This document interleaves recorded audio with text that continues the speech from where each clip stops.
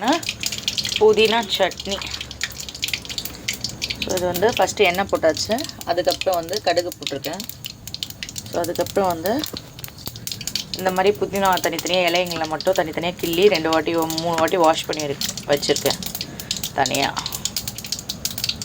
இப்போ இது கூட கொஞ்சம் பச்சை மிளகாவும், ஒரே ஒரு பச்சை மிளகாவும், இவ்வளோ சைஸ் இஞ்சியும், ஒரு கட்டு புதினா இது. ஸோ இதுக்கு வந்து வச்சுருக்கேன்.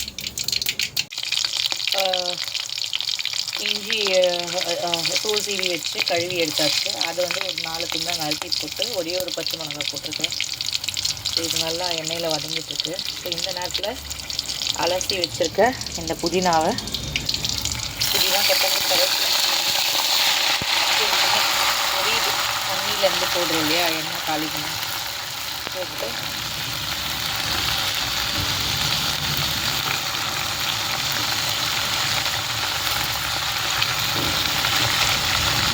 இதில் வந்து புதினா கருவேப்பிலை கொத்தமல்லி போட்டாச்சு.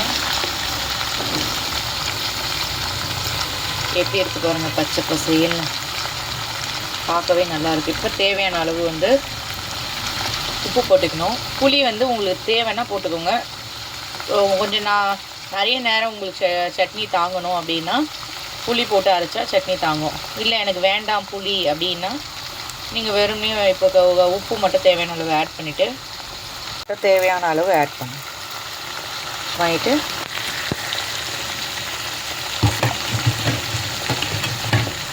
வந்து தேவையான அளவு ஆட் பண்ணியாச்சா.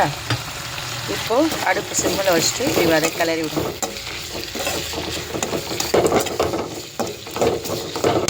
வதங்கி சுருண்டுடும், அப்படியே பச்சை பசையில் இருந்தது பாருங்கள் ஒரே நிமிஷம் தான் ஆகலை, சுருண்டு போச்சு பாருங்கள்.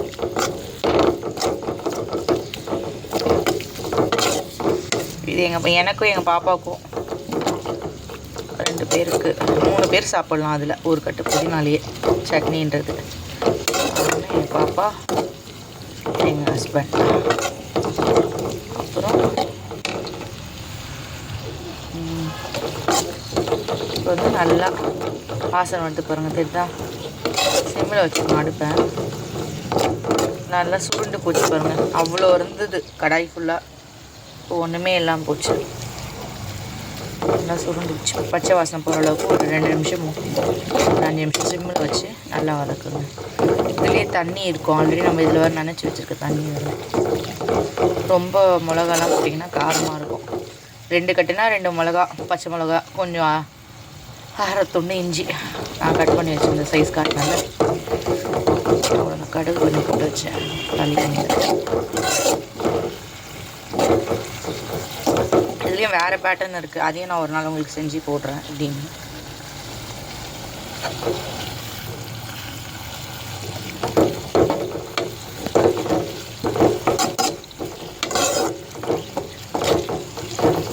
இப்போ வந்து இதை ஆற வச்சு அரைச்சிட்டு எடுத்துட்டிங்கன்னா புதினா சட்னி உங்களுக்கு ரெடி ஆகிடும் ஃப்ரெண்ட்ஸ். ரொம்ப சிம்பிள், ரொம்ப ஈஸியும் கூட. உங்களுக்கு எப்படி இதுவாகுது பாருங்கள், இந்த எண்ணெய் கூட மிதந்து மேலே நல்லா வதங்கி இதுவாகுது.